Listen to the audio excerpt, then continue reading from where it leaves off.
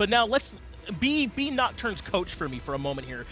They struggle in that game, and you're talking about how maybe they don't draft enough pressure in duo, right? They can't fight over those buffs. What do you want to see them look to then instead of the Rom Fafnir that they had?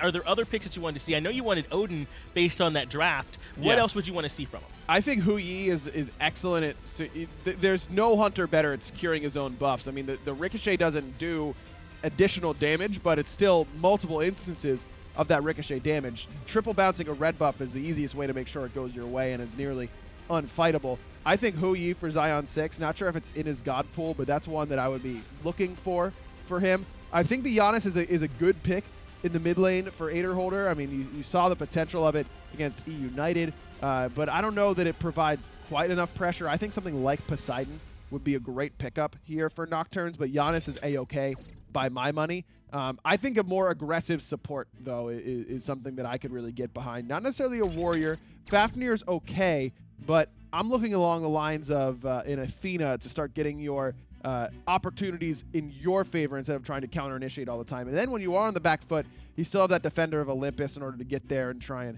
save your teammates when necessary. Yeah, I get what you mean. Fafnir feels sort of like here's the support that's going to help your team do okay. If your team's already doing okay, Fafnir's going to help that. But Athena is the one that can sort of set the pace for you or turn a tide in those fights. So that could certainly be something they want to look at. But Nocturnes are going to take that off the board themselves, along with the Ullr. I believe these are the same bans across the 4 that we saw last game. So if Nocturnes want to switch things up, this will be their first opportunity here in pick 1. Could be a Janus again, and honestly, I don't have a problem with that. Like I said, I think that it does provide enough in the early to mid game to dissuade Spacestation at times, and it just makes Ader so much safer in the mid lane. Obviously, it didn't help him enough because he still got sniped in that one replay that we saw from Andy and Baskin, but you're not going to get any safer than Janus in general. So I have no problem with this first pick here. Yeah, Janus has been so strong in this split, so just go ahead and let Adair play it. He's looked good on it himself here at this tournament too, but I like this from Spacestation. Rava's not just a strong pick, but it seems to be a pick that SmiteVOD in particular is comfortable on. We've seen him on this Ravana a lot, and we've seen him do well on this Ravana, so take it away. Yeah, agreed, but this does leave open Serqet for SmiteVOD if he wants it, and that's kind of his signature pick. That's the thing that I know him most for, is his Serqet. And I think that, I mean, we saw how important it was in the Dig Spacestation set. Why not go for it here if you're Nocturnes? Hey, maybe there's some chance you put BaRRaCCuDDa back in that game 3, right? I mean, how many times was Cubo Fred over there in his lane with that Serqet? So Barra might just have a brief flashback, like, oh no. So maybe pick that up. But Serqet's so strong right now at being able to start ganks. And we're talking about some of the differences. Like, Serqet doesn't necessarily have to buy Blink too. She has so many ways to initiate, so it gives her some flexibility in her relics too. It really does, but having that Blink initiation in the early game, you can kind of get away from beads as well for the same reason that you were saying that you don't need Blink necessarily because of the mobility. You don't necessarily need beads because you can outrange a lot of the CC that Spacestation may be throwing at you. So that it's part of one of the reasons you're right that makes her so strong is the flexibility that she brings. And that is going to be selected here by Nocturnes. SmiteVOD very likely going to be playing it, and he's been one of the bright stars of a bright roster here, has SmiteVOD. So Serqet giving him a game-changing god like that certainly can give them a good chance to win here as they take Hercules to round it out. That's another good selection. Hercules has kind of caused some problems for Beltway this tournament, so take that away from him, A little surprised that Spacestation doesn't go for the Cuchulainn to match the pressure of the Hercules and give Aquarius an excellent matchup in that lane, but JeffHindla going for Geb, no surprise, played it a bunch during the spring split, 8 times during the spring split, the second most played Guardian, so you know that, I mean, it's JeffHindla, of course he's going to want to play Geb, but it's something that Spacestation is well-versed and practiced in. That's right, yeah. I think of the 24 gods he played in the spring split, 8 of them were Geb and the other 12 were Athena, so most of the time he's on one of those 2 gods, and that's why you see Athena banned against him so often, but he certainly can play anything well. I think that just once Spacestation has something that works for them, especially with Jeff in particular, they're okay running that. So we'll see how well this Geb works out for them as they choose to ban away the Jingwei. Sobek banned by Nocturnes, looking at the solo lane for Aquarius. Sobek just so good at stalemating that lane, and his team fight is going to be better than any other solo laner coming out of that lane. So Nocturnes trying to keep it, maybe Aquarius off of the top tier solo laners, but I think that based on what Spacestation has ran so far in this tournament, it was Achilles, Achilles, Achilles, in the last set, basically, for Aquarius. That's everything that they wanted for him. In this game, it was Hercules. They don't seem to prioritize the Guardians in the solo lane. It seems like Spacestation prefers to see pressure. I'm not sure that Sobek is what they were looking for anyways. It hasn't been something that they've been favoring. But talking about them switching up from where they've been, I mean, for a while now, like all day yesterday and then today, Jeff been playing the Sylvanas. Why do you think here in this match they switch away from that Sylvanas? It's not as if it's been broke. So, I mean, why did they make the switch? Serqet is probably a little bit scary for a Sylvanas. That's probably You've true, got the anti-heal on the last breath. He's very susceptible to blink Serqet and things of that nature. Geb is just so good against Serqet as well because it de-incentivizes her from building any sort of crit to synergize with Deathbane being able to crit on that ability. But also you can prevent the CC chain onto any of your other carries. If someone's low HP and is going to die to the last breath tick, often Geb Shield will prevent that from happening. Geb is just such a good pick into Serqet, and it's such a comfort pick for Jeff that I think it makes sense here. And he's so disruptive. Serqet wants to be able to get to the back, drop the kit, and then sort of get out. But, you know, the shockwave, the cataclysm, anything that sort of locks Serqet down for even an extra second or two really can change her effectiveness. So Geb on this, or rather JeffHindla on this Geb, certainly going to be able to deter a little bit of what SmiteVOD wants to do. I feel like Cullen is the correct ban here, but no, Poseidon. Actually, this is a smart ban as well from Nocturns because obviously Baskin loves this god. He's played it quite a bit during his time in the mid lane and specifically more as of late. And the cripple is so strong against Janus, Serqet, and even Hercules. Plus he applies Divine Ruin very well, isn't worried about building it because it's more about utility than outright damage. Most gods, kind of like Janus, who need to be bringing consistent damage. Divine Ruin hurts them to build it because it does lower your overall DPS even against those healing characters. Poseidon is one that can build it and shut down that Hercules healing pretty well. This is a smart ban from Nocturns. That does mean, though, that the ROM is going to be selected for Spacestation. They are going back to that double hunter composition that we've seen do well for them. Dignitas, though, did seem to have an answer to it. Are Nocturns prepared to perhaps replicate that here in Game 2? They're kind of going to have to. If they drop here, there's no Game 3, and Nocturns are out of the tournament. So they need to find something to keep this going. Could be Ganesh here, potentially, for Nocturnes. Someone who can fight a little bit in that jungle early on and still help with the wave clear. I wonder where Zaionsix is going to go, because he has played almost exclusively ROM so far here at Smite Masters. Artemis would be an interesting selection. Not great at fighting on that red buff overall, but has that potential, even in the early stages where she is weaker.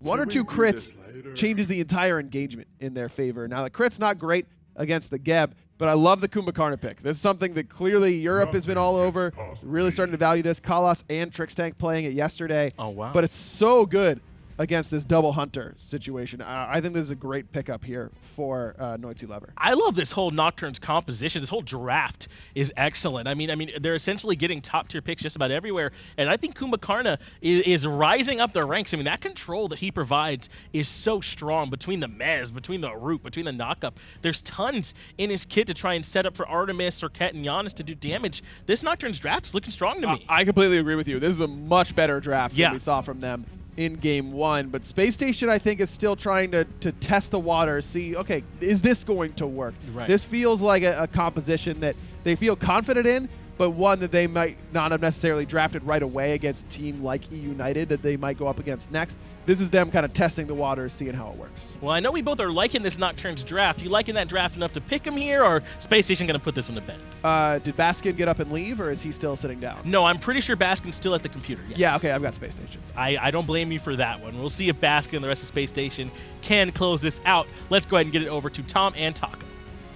Thanks a lot, guys. Yeah, I think the Baskin effect certainly a big deal. That said, I mean, he didn't look as standout as he has in the past against Nocturnes. One of the problems is I just don't think they have enough of the early game pressure, but still late game is going to be quite scary. Let us know who you think is going to win. Taka, where are you leaning? I think my only gripe with this Nocturnes draft is the Janus pickup yet again. Same. I don't feel as though he was able to provide enough pressure in the earlier stages of the previous match, and I think that they kind of needed that considering how out of control that solo lane quickly got between Beltway and Aquarius. I'm sure that Beltway, taking the Hercules for himself, is going to try and find some of that laning pressure that he was missing out on from last game. But more importantly, in Nocturnes, I love what they've done with the rest of their draft because Noitulover on the Kumbhakarna isn't necessarily for the knock. I mean, it's great to have the ultimate to isolate one of the hunters from Spacestation, but also that 40% attack speed reduction is going to be crucial against the double hunter composition. There's not that many tools to really keep this stuff at bay, right? You've got an Odin Cage, you've got Kumbhakarna Mez, and of course Horrific Emblem available to everybody, but going into the Kumbhakarna because of that attack speed slow, I think is a really big deal. Rival kind of unveiled this, I guess. That's what everybody's saying, but listen, I think I think Kumbhakarna to deal with double hunter is a very basic idea that I'm glad that teams are finally picking up on. It just seems so simple. I guess the question is, why has it taken so long to see Kumbha? Well, I think the EU were really just the first ones to have the proper response against these double hunter comps that we've been seeing surface here at LAN with the North American teams. United and Spacestation both tried to full commit. They basically doubled down on the double hunter play style versus their EU opposition, and well, it went all 3 games, but United and Spacestation both fell short of it, and I think it was due to the Kumbhakarna. So I love that Nocturns are analyzing everything that they saw yesterday between the NA and EU teams, and now trying to adapt that into their own play style. Listen, man, these teams, Nocturns and Black Dragons as well, I want to include them in this conversation because I think there's a lot of similarities there. They're scrim partners, so I guess it's no mistake. But these teams are very strong, and they've got to this point because of those habits that you were talking about. The ability to look at tape, not just their own, but other teams, and sort of identify, you know, how they respond to situations. Can we do the same thing? And these teams are, relatively speaking, I mean, talking to some very respected members of the pro scene and pro players themselves, everybody thinks that these teams can compete with, like, SPL 6-5, even 4 sometimes. I do feel so, too. I think that for Nocturns, their main issue has just been the drafting. I could probably say the same for Black Dragons as well, in that both of the teams kind of just seem to struggle a little bit more with the drafting. I think that comes down to not having a coach, which, by the way, if you are a player that's capable of doing so, I mean, hit them up. That would be a wonderful opportunity for, you know, any good mind out there. The international coaching thing is difficult, but has been around for a long time. Going, I mean, all the way back to Krent was coaching Chinese teams back five years ago. We have 2 Oshi players coaching some of the top tier teams right now in EU. Rowe with Energy and Biggie with Dignitas over there.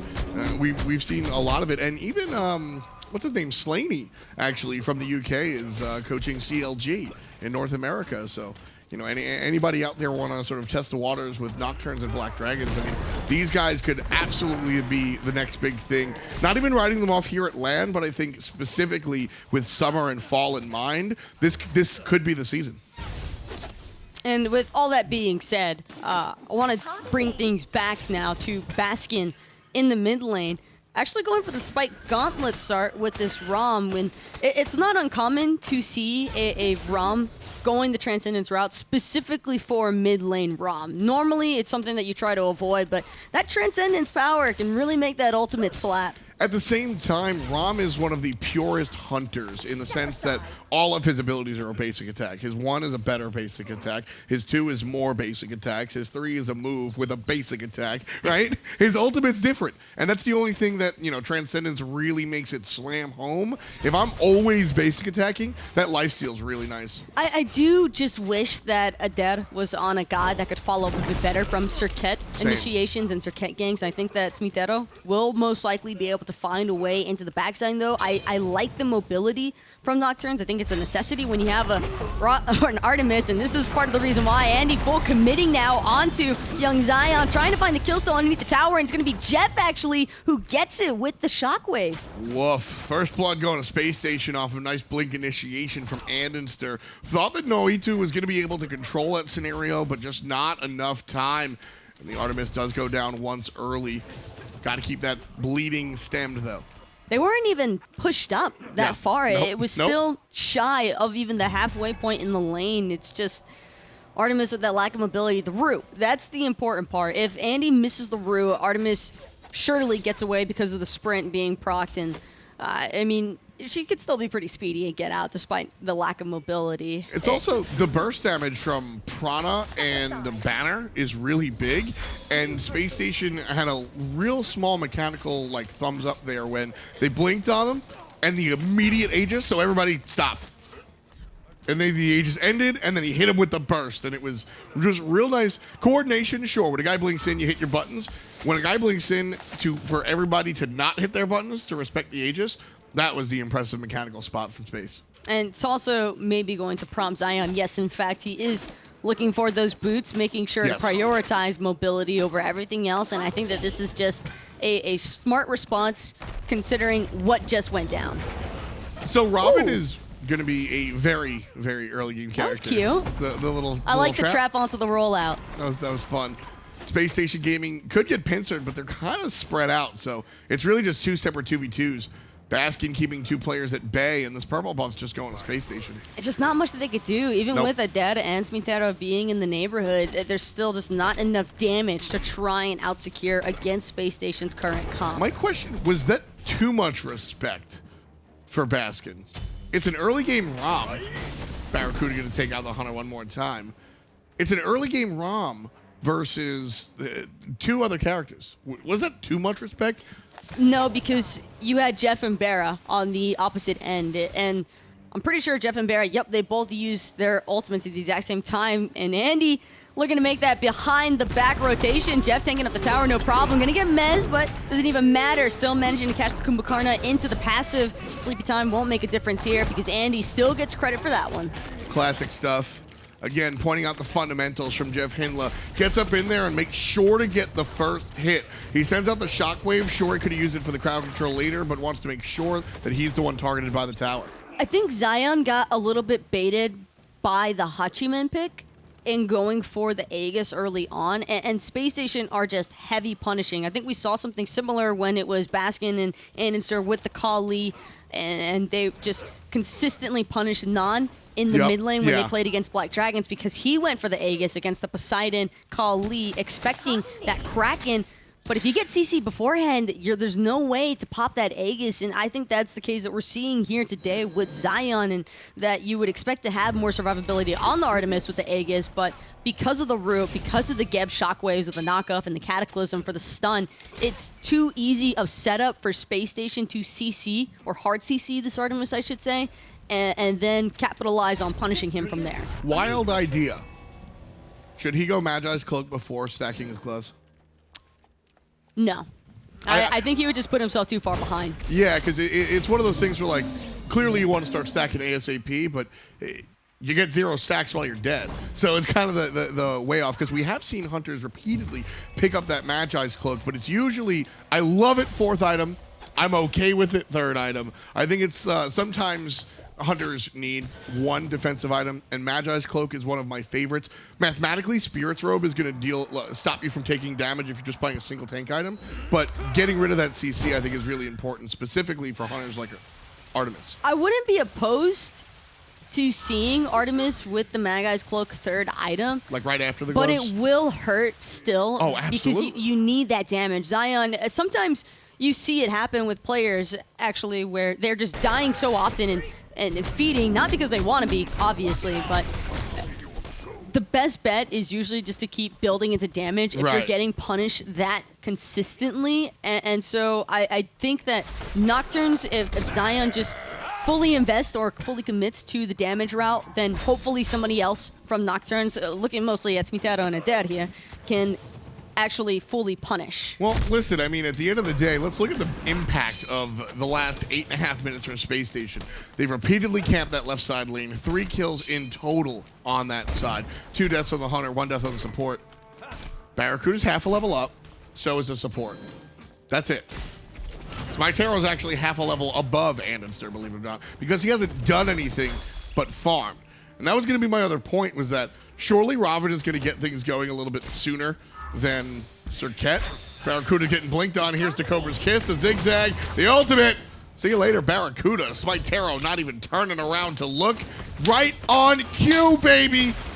I was going to say that I need SmiteVOD to start acting, because the Serqet I don't want to see your gank at level 4 maybe, but you got to do something. Is this the beginning of this step up? Hey, they're on the board, and that's what matters most right now. I think that any and every kill that Nocturns can gobble up, they should look to take, because that's what helps keep the team morale going as well. When you see guys like SmiteVOD making those sort of plays onto BaRRaCCuDDa, you know, that kind of just revitalizes your duo lane. Artemis is like, yes, I have this chance to farm now. Check it out. Zion, he's got 2 deaths, but he's the same experience as BaRRaCCuDDa.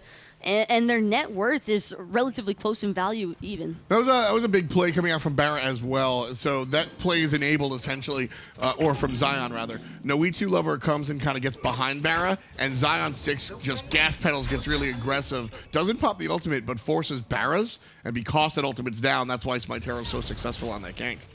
Zion's got to be careful though about leading his opponent too much though, because he has been playing incredibly passive. So even though he can tell that his team is about to gank, he might be setting up a red flag in advance to BaRRa, because when someone just sits super far back in a hunter lane, you know that they're probably only going to step up if their team is around. BaRRa probably got the warning sign as soon as Zion started running forward. Makes sense. Makes sense. Even still. I want to see more from SmiteVOD. That's my big thing here. You're going to pick the Serqet. You got to do what Kuvo did on the Serqet. You got to run the game. You got to scare BaRRaCCuDDa in his sleep. That's what you got to do. Zaionsix, however, the one getting scared by a jungler here.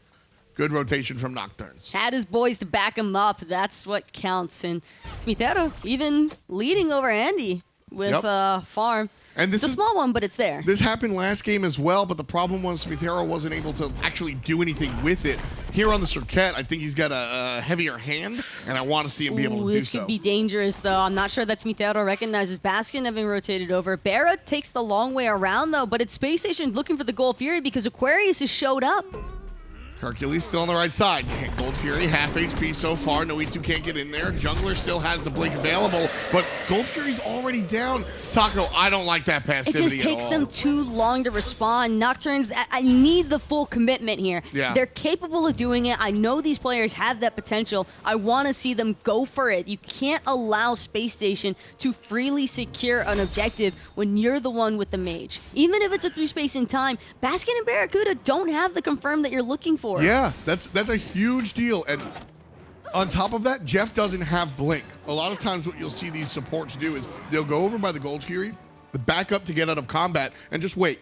And then when people show up, blink and ult, he doesn't have the blink. You can't get surprised.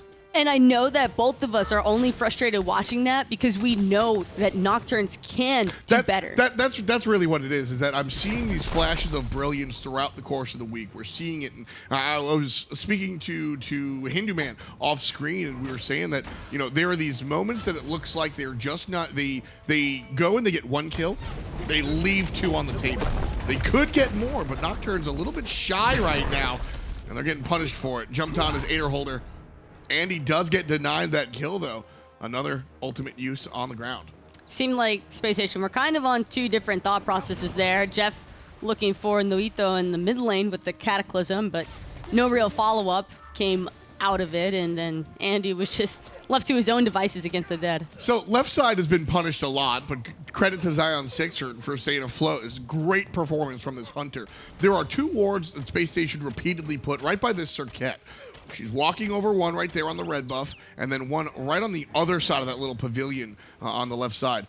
That's enabling Space Station so much. Should they be repeatedly sentrying and denying those areas? They might not even know that it's those specific corridors that are getting cut off, because SmiteVOD did have a successful gank onto BaRRaCCuDDa once already. Speaking of which, mid lane tower going to end up falling. Noito not able to hold on to it by himself. He's sitting at level 8 here, kind of been deprived of farm. And now red buff being looked at. This is big. This is big. Nocturne's going to cut JeffHindla down almost all the way. SmiteVOD's low. He's out of there. But Baskin and the support return fire. AderHoulder goes down, and Space Station confirm the red buff. Aquarius gets pushed up by Beltway, but not going to be enough. Nocturnes, that's exactly what I was talking about. That was a great moment for Nocturnes. Oh, no. Stuck between a rock and a hard place. This probably isn't going to end very well for Zion. Actually, no. Holds on his own. Despite Andy trying to commit underneath the T1 tower, BaRRaCCuDDa does still have that mounted archery, so I don't think that Zaionsix is going to be able to contest his own purple. I like what Beltway's doing here. He's staying local around that red buff, making sure that Baskin just didn't go and pick it up. One, denying the red buff is a big deal. And two, if Baskin gets a little too greedy, if he rolls forward or something, you're going to punish that guy every time. So I think Baskin would 100% look to try Me and just too. quick style roll through there, pick up the red buff and get away with it. And too. then he would take his own red buff just to make sure that BaRRa doesn't have one.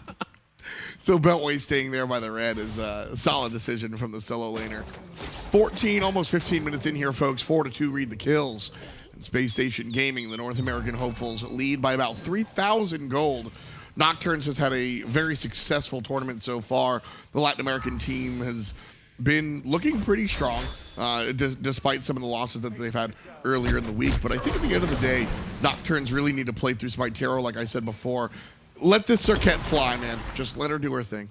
It is hard, though. It's a bit of a struggle because Geb is such a strong deterrence for any Serqet player. You throw out the last breath, and even on that last kill against Jeff, you still kind of question whether or not it's going to even prove to be fruitful because you see the Geb shield happen. That kind of handles the last breath dot damage, so you have to drop the Kumbhakarna ultimate on top of that. Not having Noitulover with the Kumbha ult to use on a target like Baskin or somebody else keeps Space Station relatively grouped there, and that helps them keep the advantage on the purple buff or red buff in Bane. A lot of times, and this is what I think Nocturns did, when you see teams, Noitulover getting in trouble there, going to be able to jump away. When you see teams play against upper cards or underdogs come into the conversation, usually what you see is the deny of aggressive choices. You don't get to play Athena. You're not going to play Fafnir, right? Because those can kind of punish you.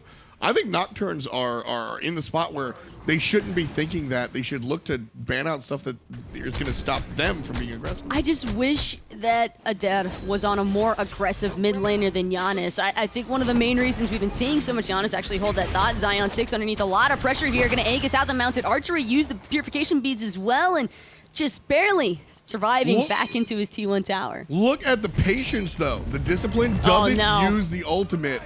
Ram coming in from the front side.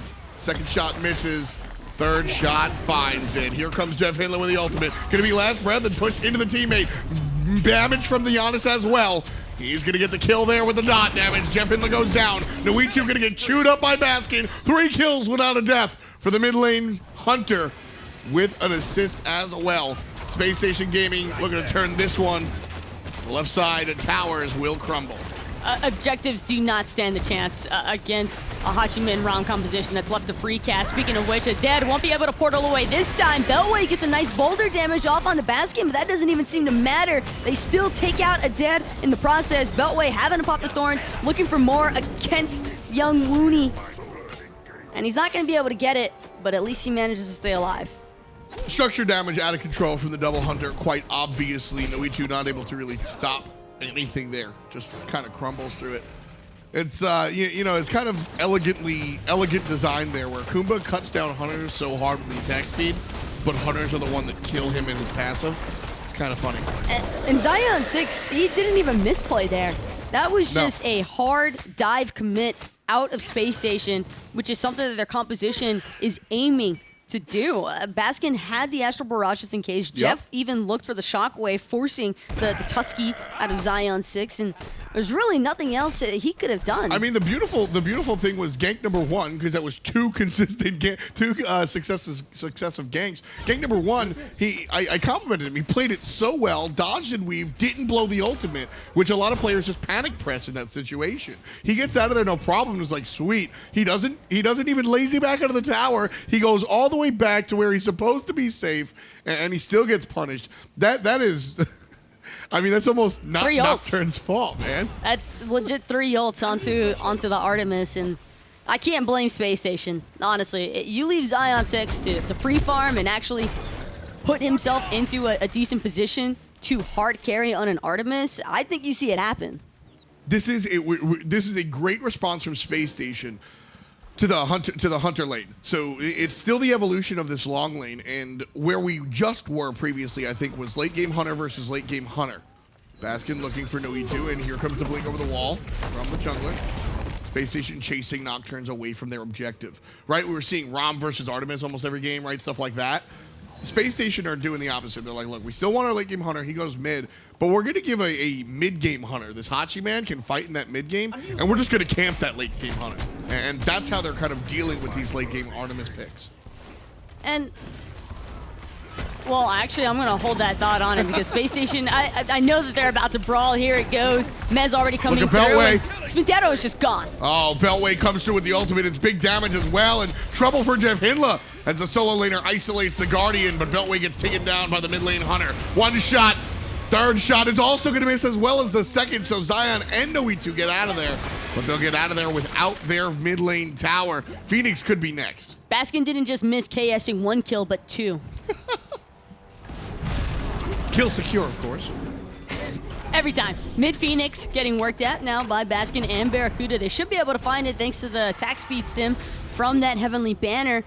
Andy looked as though he might have lost his purification beads, and in fact, he was forced out of them. That Maggai's cloak just came back up, and bubble not available when he needed it. Kumba does a great job of stripping that bubble as well. A ton of crowd control that he has access to. Not just the Groggy Strike, but also the Maz, the Ulti. Everything really works out well for him. Now that I have a chance to, I do want to go back to what I was initially trying to bring up with AderHoulder and the Janus. I know that we've already seen this Janus Serqet prioritization from teams like Rival, but in a sense, I think that Nocturns are getting a little bit baited here by the execution factor of running the Janus with the Serqet.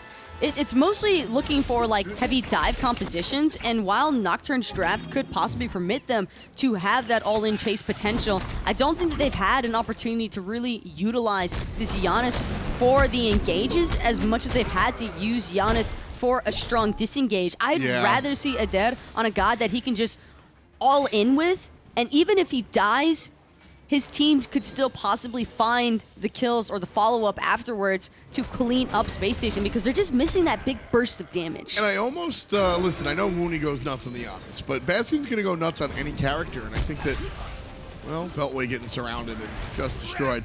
I think that I'd rather have Baskin on a Janus than any of the other hard carry mages that he plays. It enables the jungler a little bit more, but I'm of the opinion that Baskin on the Janus is less scary than some of these other picks. I don't think that you necessarily even try to prioritize stripping Baskin of a god. Here comes AderHoulder. That's going to, just barely missed the steal. Spacestation Gaming now looking for the fight after the fact. Noitulover going to go down. Zaionsix going to go down as well. AderHoulder through the wall, still getting shot on. And Spacestation Gaming going to come from the south. Baskin going to come from the north. Andy on the chase as well. AderHoulder here. Can he get the portal? He will. And Baskin will not be able to catch up until the roll comes up, but he's just shy of the kill. Space Station with the Fire Giant and a couple of kills after the fact, looking for the right side. And while Baskin might have been trying to find that last hit onto AderHoulder, the rest of Space Station was pushing, so they're not wasting any time out of this opportunity. They might even be able to find the right-hand Phoenix here. Mid is already gone. It was taken away pretty early on here, and that's made things incredibly rough for Nocturnes. They're not quite at that level where they can clear out the creeps very easily. Oof. Beltway. Huge heal from Beltway right there. Mitigate. Hello? Boon. Is that a full health Hercules, you say? Jeez Off of Louise. 20%. Okay. Yeah. That's more of a, so the way Hercules heal goes, can we look at mitigate wounds? It actually like refunds your health for like the damage you've taken. So that's less a showing of, Hercules can heal so much, and more a showing of just how much damn burst Space Station have, because all that damage happened in such a small amount of time. Beltway able to heal it up like that. So SSG in the position here, Taco. They've got almost a 20,000 gold lead. Much more dominant than game number 1. Nocturns Gaming have to find a way in. Everybody's about even. It's not even Space Station just stomping on these guys. They've just been able to find the objectives, which we've heard all week. How does Nocturns really find their way back in? Nocturnes just have to play these Phoenix defenses perfectly, but even then, it's so difficult to actually find success when you're shoved this deep into your base already. Janus is not the ideal candidate for trying to keep enemies outside of your Phoenix territory. I think that Noito just has to find the perfect Kumbhakarna ultimate onto either Baskin or BaRRa, I mean, you're kind of picking your poison at that stage. And, Sure. SmiteVOD literally has to use his poison on one or the other as well before that Kumbhakarna ultimate even happens, and then they just need to drop ship, hope the poison spreads, and that would be the perfect world. But also in a perfect world, SmiteVOD probably isn't dead, and Andy's still looking to get that chase going. Well, it's a 4-on-4 under the Phoenix while the assassins play with each other in the jungle.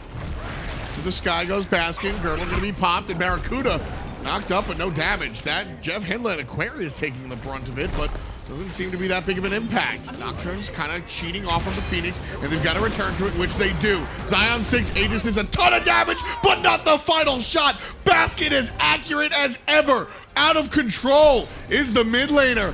And the Ram looks fantastic. Beltway taking a lot of damage. This time, he's not going to heal up to full. Baskin again finds number 8. And Spacestation Gaming are going to take the game. Half HP on the Titans so far. Noitulover trying to fight for it, but the series goes to SSG.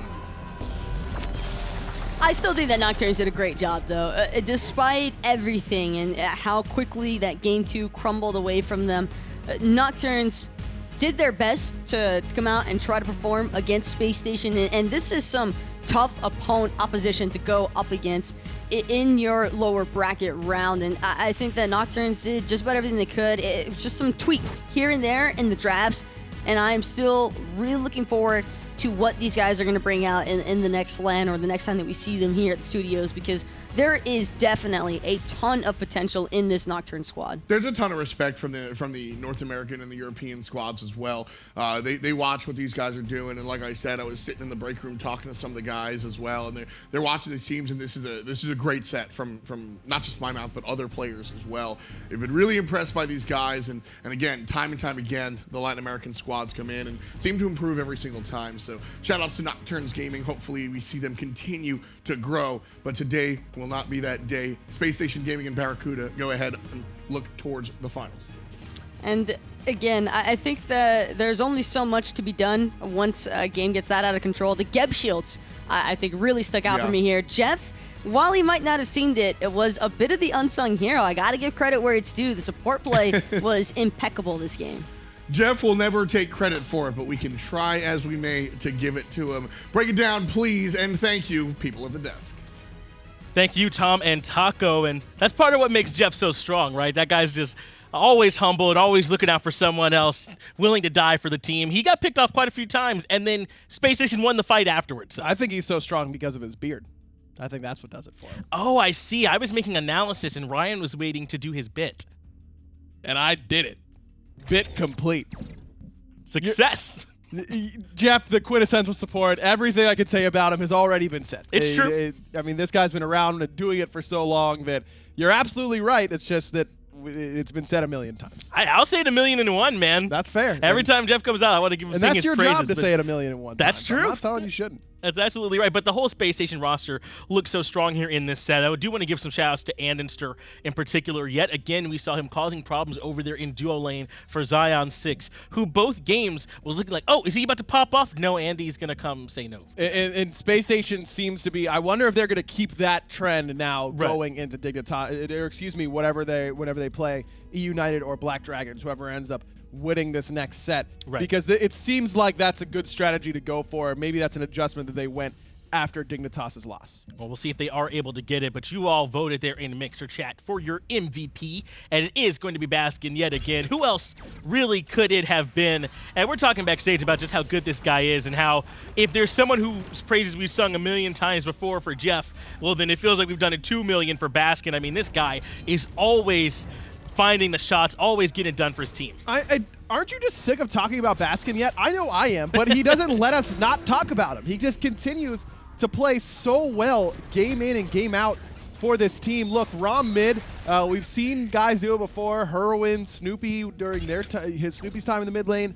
They've tried it out. It works at times. I don't think it's your quintessential mid lane hunter. You know, I'm still looking at the Neath and the Medusas of the world, but Rom is just one of those characters that when you're accurate and you're hitting everything, he looks like one of the best characters in the game, and Baskin fits that bill. And we're sitting in the back, we're sitting in the green room, right? We're talking. We're like, any way that maybe we can not talk about Baskin this game? No, he's hitting all the shots. He's nope. Yet again, is running the map. But really, this Space Station roster, it feels like that's kind of their game plan. Yes, Baskin plays well, but they put him in a position to play well, and a lot of the times that's Andy that gets that done. It's JeffHindla who makes sure that Baskin's in a position to look excellent. But again, this is another game that Aquarius is kind of left to his own devices. And Right. I wonder how long teams are going to let that happen. I wonder if teams are going to start just trying to camp Aquarius, maybe put him on a matchup that he's not particularly comfortable with, and then send the jungler over consistently. I think that's something that teams should probably explore against Space Station and see how well that works, because that seems like something that they aren't really accounting for particularly. Now, they're giving Aquarius really good pressure matchups most of the time so that he's not as worried about jungler pressure and whatnot. Right. But in a game like that, where he's playing the Cerberus, that's not going to be clearing nearly as quickly, it's not going to be able to box quite as well as the Achilles or the Cucullin that he likes to play. I think that's something that they need to watch out for against E United, because I could see Scream and Benji just setting up shop on that right side of the map. And I think we saw SmiteVOD give that a shot in game 1, where he tried to spend some time on the solo jungle side. But as strong as SmiteVOD is, I mean, if E United, Scream and Benji are the ones trying to make that happen, then it might be just that much better if they give it a try. So keep an eye on it. But again, to give Aquarius credit, I mean, he's handled it when the ganks are coming over. I mean, my man is responding. I completely agree with you. I mean, he is, no doubt, it's no longer one of the up-and-coming stars in solo. This dude is a bona fide star in the solo lane right now for Space Station, and deservedly so, because he has looked so good all spring split long. And the difference between game 1 and why that didn't work for SmiteVOD is really because of the Hercules that Aquarius had. It's not just deciding, we'll just camp Aquarius. You have to decide that in picks and bans, right? Force him onto something that he's not going to be able to respond as well on, and then actually be able to execute on top of that. So there's a lot of boxes you got to check to get to that point. It's a ton. I just wonder if that's something that would be worth trying out against Space Station. It's part of why JeffHindla can play 4 gods all split long, right? Because even Aquarius, you gotta worry about him too. I mean, it's like there's no way you're gonna get him force this guy off Athena or Geb. There's just no time. What a scary roster this Space Station team is. I feel like we could talk about them for the rest of the day, really, at this point, but we actually have them standing by. We'll just hear from the guys themselves in the interview. I probably died to something. Congratulations on your win, guys. You guys looked fantastic out there. Game number 2, a little bit more so than game number 1. Talk to me a little bit about how that went. Nocturns was really bringing it to you there. So game number 2, we basically just we just pressured them. We got a lot of invades. We had a lot of, we just really had pressure. That's what it was, and we took everything. Were you guys ever personally concerned about the Janus pick that Ader opted for in game 1 and 2? No, not really. I mean, obviously, as a side laner, you never really want to play against Janus, but it wasn't something we were really concerned about.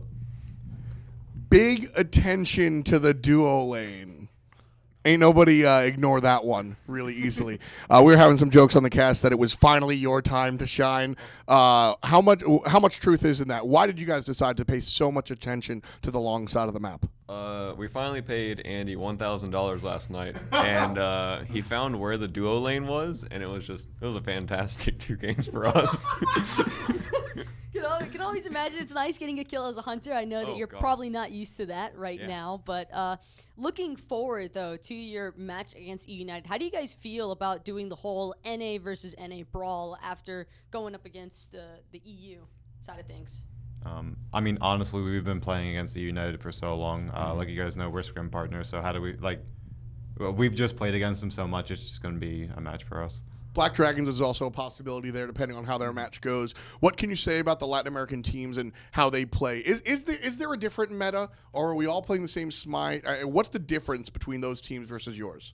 Difference is definitely they play slower.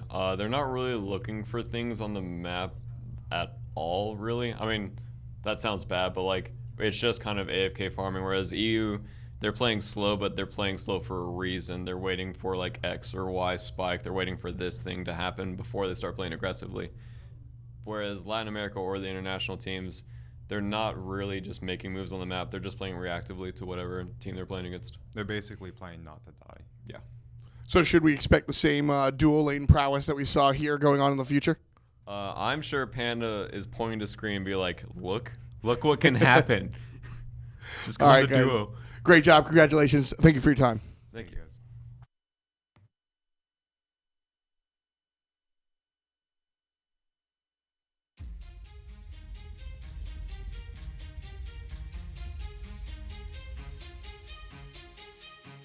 We can shine in a crowd, we never hesitate. Let us rise to the clouds. We got nothing to lose, I know the time is right. Let us light up the fuse. And I know, and I know, and I know, and I know we're perfect, you and I. And I don't, and I don't, and I don't, and I don't giving up without a fight. What I feel, I know it's right. Let us detonate tonight.